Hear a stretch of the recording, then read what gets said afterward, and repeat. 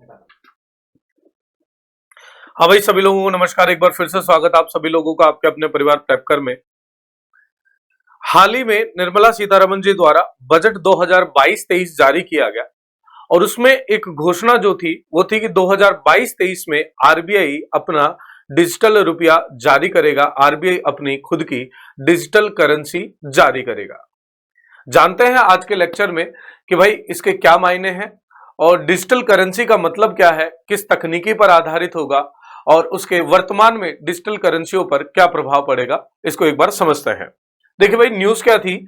RBI to digital RBI to issue digital rupee based on blockchain technology in 2022-23 issue. क्या बोला गया, 2022-23 में blockchain तकनीकी पर आधारित डिजिटल रुपया जारी किया जाएगा आरबीआई के द्वारा। अब थोड़ा सा इस खबर पर नजर डालते हैं और इस खबर के मायने समझते हैं। खबर को और डिटेल में देखते हैं। डिजिटल रुपया नामक मुद्रा रिजर्व बैंक द्वारा डिजिटल रूप से जारी की जाएगी और भौतिक मुद्रा के साथ बदली जा सकेगी। इसका मतलब आरबीआई क्या सोच रहा है? आरबीआई ये सोच रहा है कि भैया जैसे कि बिटकॉइन चल रहा है मार्केट में, डोजकॉइन है, जैसे कि इथरम है, रिपल है, जितने भी क्रिप्टो करेंसी हैं दोस्तों, जितनी भी क्रिप्टो करेंसी हैं, उनका एक चलन देखने को मिला है, उनका एक चलन देखने को मिला है। लेकिन ये सारी की सारी निजी क्रिप्टो करेंसी हैं, प्राइवेट क्रिप्टो करेंसी हैं, इन्हें निजी क्रिप्टो करेंसी कहते हैं। तो भाई निजी क्रिप्टो करेंसी का उपयोग कम करने के लिए और लोगों को सुविधा उपलब्ध कराने के लिए आरबीआई को डिजिटल रुपया जारी करना है 2022-23 में। और खबर समझिएगा, ये भौतिक मुद्रा के साथ बदली जा सकेगी। मतलब आप 10 रुपए का नोट देकर 10 रुपए की डिजिटल करेंसी 10 रुपए की क्रिप्टो करेंसी आप खरीद पाएंगे, 10 रुपए की ऑनलाइन करेंसी आप खरीद पाएंगे, डिजिटल करेंसी।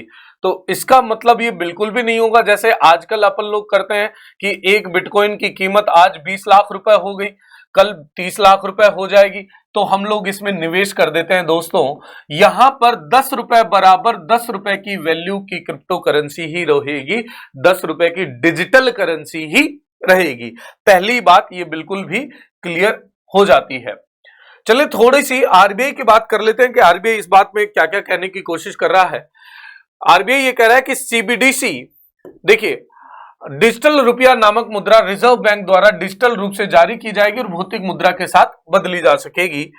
सीबीडीसी एक डिजिटल या आभासी मुद्रा है, लेकिन इसकी तुलना निजी आभासी मुद्रा या क्रिप्टो करेंसी से नहीं की जा सकती, जिनका चलन पिछले एक दशक में तेजी से बढ़ रहा है। निजी डिजिटल मुद्राएं किसी भी व्यक्ति की देनदारियों को प्रतिनिधित्व नहीं करती हैं, क्योंकि उनको कोई जारी करता नहीं है, वे निश्चित रूप से मुद्रा नहीं है। आरबीआई क्या कहता है? आरबीआई ये कहता है सीबीडीसी, इन्होंने बताया है, इन्होंने क्या बताया? Central bank digital currency. CBDC का मतलब क्या है? Central bank digital currency. मतलब सेंट्रल बैंक द्वारा जारी की गई डिजिटल करेंसी बाकी निजी क्रिप्टो करेंसी या बाकी वर्चुअल करेंसी से कैसे अलग है? क्योंकि बाकी की वर्चुअल करेंसीज जो हैं, बाकी की जो निजी डिजिटल मुद्राएं हैं, ये किसी भी व्यक्ति की देनदारियों का प्रतिनिधित्व तो नहीं करती हैं। मतलब इनका कोई भौतिक अस्तित्व नहीं है, इनकी कोई भौतिक पृष्ठभूमि नहीं है। जैसे कि पहली बार जब डॉलर जारी किया गया था तो स्वर्ण के बदले, स्वर्ण की मुद्राओं के बदले जारी किया गया था, इनका कोई ऐसा बैकअप नहीं है और इसीलिए इनका कोई जारीकर्ता भी नहीं है। जारीकर्ता नहीं है तो इन पर नियामक नहीं हो सकते, इन पर नियम कायदे कानून नहीं बन सकते, इनको ट्रेस नहीं किया जा सकता। ऐसे में ये बड़ी खतरनाक हो जाती है अर्थव्यवस्थाओं के लिए। ऐसे में चाहे मैं बात करूं आतंकवादी घटनाओं को वित्त प्रदान करने की, चाहे हवाला कारोबार की बात करूं, चाहे गैर कानूनी व्यापार की बात करूं ऑनलाइन, तो वहां पर ये निजी मुद्राएं उसको प्रोत्साहित करती हैं, क्योंकि इसमें कोई जारीकर्ता नहीं है और इसमें किसी की देनदारी नहीं है। अब आरबीआई जो डिजिटल करेंसी जारी करेगा या डिजिटल मुद्रा जो जारी करेगा दोस्तों, इसके अंदर आरबीआई की वो देनदारी होगी, आरबीआई की बैलेंस शीट में वो आरबीआई की लायबिलिटी होगी। कल यदि वो डिजिटल रुपया बंद हो जाता है तो हम आरबीआई का दरवाजा खटखटा सकते हैं कि भैया आरबीआई हमें धन दे दीजिए। आरबीआई निजी क्रिप्टो करेंसी का कड़ा विरोध कर रहा है क्योंकि ये राष्ट्रीय सुरक्षा और वित्तीय स्थिरता पर प्रभाव डाल सकते हैं। लगातार आरबीआई ने समय समय पर डिजिटल करेंसी का और खासकर के बिटकॉइन या दूसरी क्रिप्टो करेंसी का विरोध किया है क्योंकि ये देश की सुरक्षा, एकता, अखंडता एवं वित्तीय स्थिरता को हिला सकता है।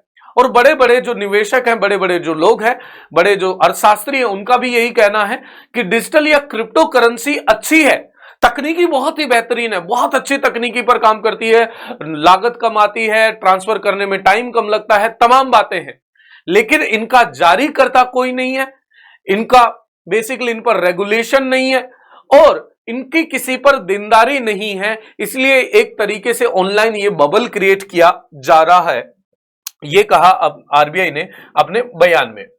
यदि आरबीआई के बयान को ध्यान देखें तो आरबीआई ने डिजिटल करेंसी की जो बात करी दोस्तों, आरबीआई ने जो डिजिटल करेंसी की बात करी, डिजिटल रुपया जो जारी करेगा आरबीआई दोस्तों, ये ब्लॉकचेन तकनीकी पर आधारित होगा। ये किस पर आधारित होगा?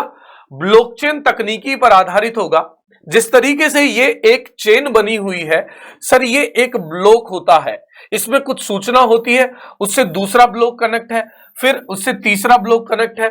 इस तरीके से ब्लॉकचेन टेक्नोलॉजी, देखो भाई, ब्लॉकचेन टेक्नोलॉजी का बहुत ही प्यारा एग्जांपल देता हूं मैं आपको, आपके सामने बहुत ही बढ़िया एग्जांपल देता हूं और मुझे लगता है कि सदियों से ये तकनीकी काम में आई है। दूसरे रूप से समझिएगा, कुछ विश्व में ऐसे आइलैंड भी हैं, कुछ ऐसे द्वीप भी हैं जहां पर मुद्रा आज भी पत्थरों को माना जाता है। वहां वहां कुछ बड़े बड़े ऐसे पत्थर हैं, बड़े बड़े पत्थर हैं दोस्तों। अब यहां ब्लॉकचेन क्या है, देखो समझो, तकनीकी समझिएगा। मान लीजिए ये पत्थर राम के नाम है। किसके नाम है? राम। राम को घर की आवश्यकता है तो राम जाता है श्याम के पास कि श्याम भैया अपना घर मुझे दे दो। श्याम ने कहा मुझे क्या मिलेगा? श्याम ने कहा मुझे क्या मिलेगा? तो राम ने कहा ये पत्थर आपको दे दूंगा। अब ये पत्थर उठाने वाला पत्थर नहीं है, बहुत बड़ा पत्थर है जो गांव में किसी एक किनारे पर रखा हुआ है।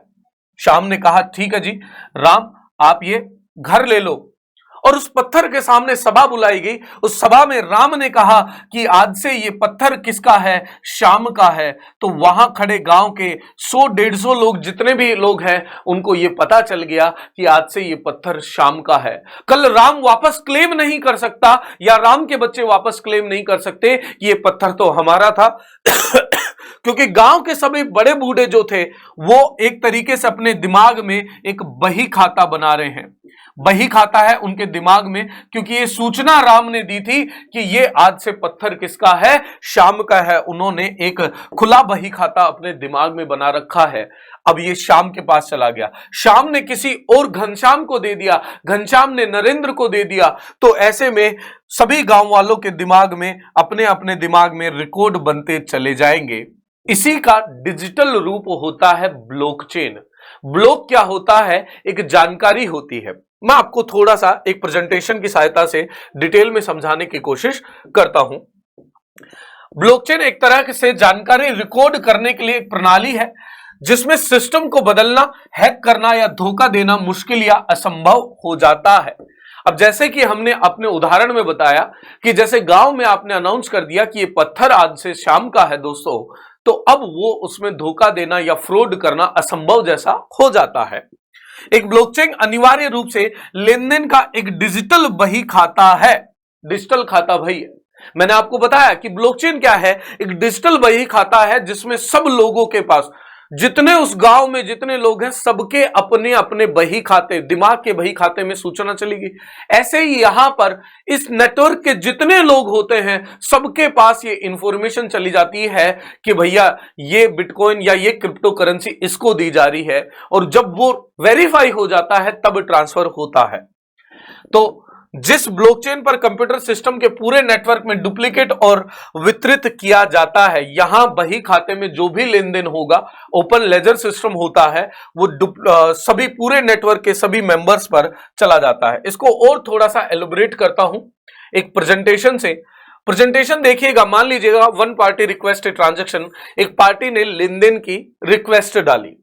रिक्वेस्ट डाली तो requested transactions are funnelled to a peer to peer network and broadcast to each individual computer for nodal.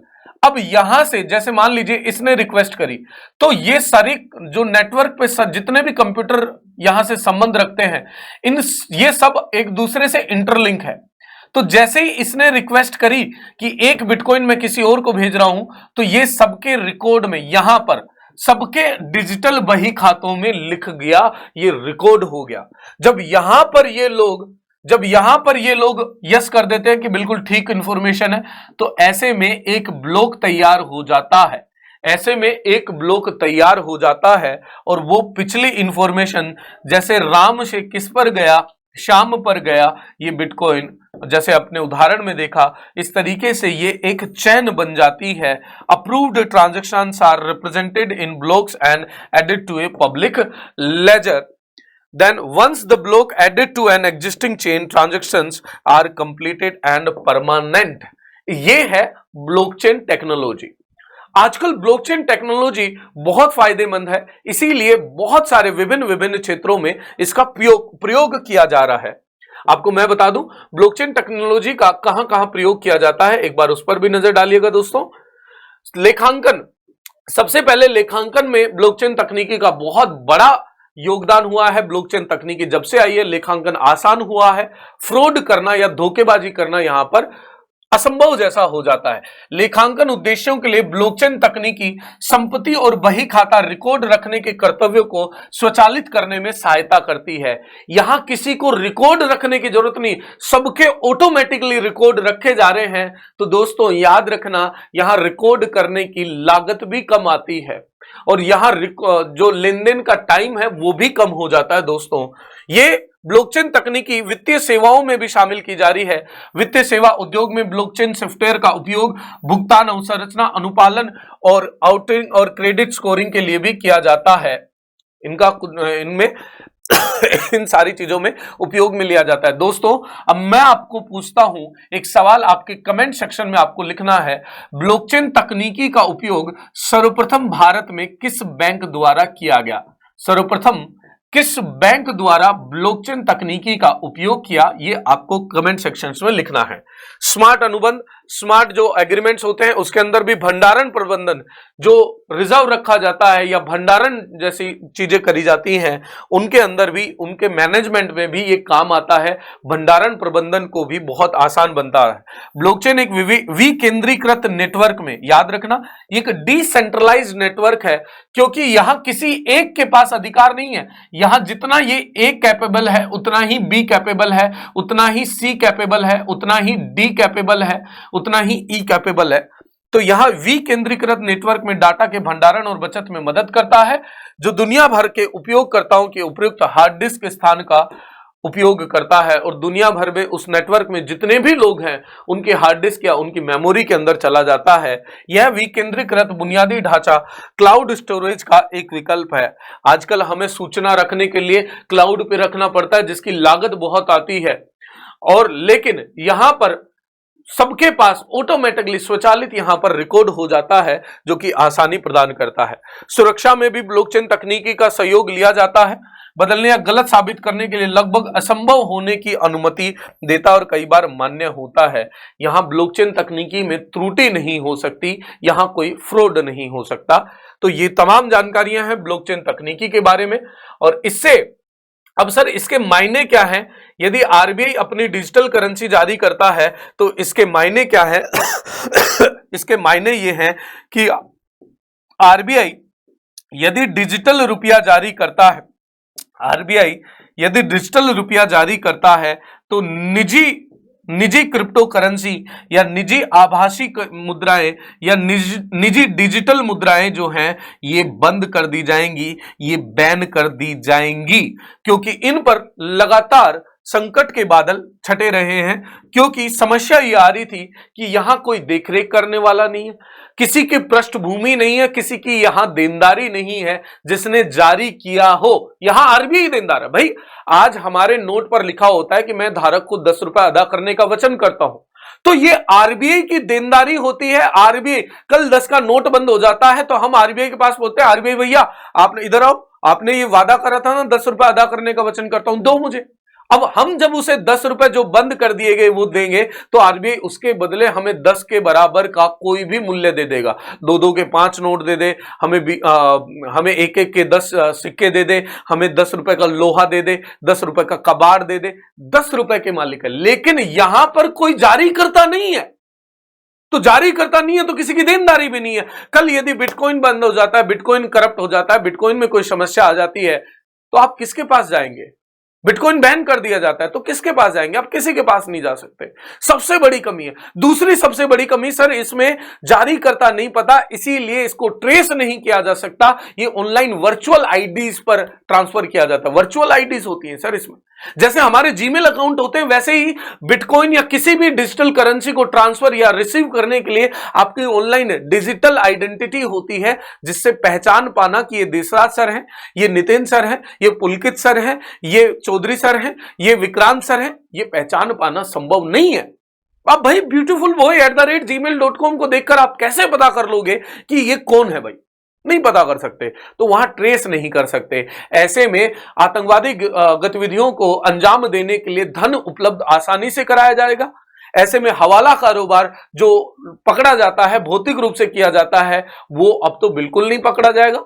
तीसरा, ऑनलाइन ह्यूमन ट्रैफिकिंग, मानव के लेन देन करो, चाहे ऑनलाइन ड्रग्स की ट्रैफिकिंग करो, ड्रग्स वगैरह का लेन देन करो, तो यहां पर इनका उपयोग बहुत आसान कर देता है लेन देन में। इसीलिए ये खतरनाक है देश की सुरक्षा एवं वित्तीय स्थिरता के लिए। इसीलिए आरबीआई का समय समय पर यह स्टैंड रहा है कि इनका कोई इलाज किया जाएगा। और मुझे लगता है कि वर्तमान जो सरकार है, संसद में एक नियम लाने वाली है जिसमें निजी आभासी मुद्रा को बैन करने की बात करी गई है। केवल भारत में जो डिजिटल करेंसी चलेगी वो सीबीडीसी चलेगी, सेंट्रल बैंक डिजिटल करेंसी ही चलेगी। सेंट्रल बैंक डिजिटल करेंसी ही अब उपयोग में आएगी, मतलब केवल और केवल डिजिटल रुपया ही आप लेन देन में उपयोग में ले सकते हो। दूसरी बात, यहां पर जरूर ये ध्यान रखिएगा कि डिजिटल रुपया ये निवेश नहीं होगा, ये आम मुद्रा की तरह, अपनी मुद्रा की तरह ये एक मुद्रा होगी। 2 रुपए नगद दिए, उसके बदले अपन ने 2 रुपए के डिजिटल मुद्रा ले ली, डिजिटल रुपया ले लिया। तो इस तरीके की तमाम जानकारियां बजट में और भी बहुत सारी चीजें हैं, जैसे सभी गांवों को ऑप्टिकल फाइबर से जोड़ना या डिजिटल एसेट्स पर 30% टैक्स लगाना, इन पर तमाम लगातार वीडियो आते रहेंगे। इसी तरीके से देखते रहिएगा। वीडियो अच्छा लगे तो नीचे कमेंट में जरूर बताइएगा और शेयर करना ना भूले। Thank you so much. Channel subscribe नहीं करा है तो जरूर सब्सक्राइब करिएगा। धन्यवाद, बाय बाय।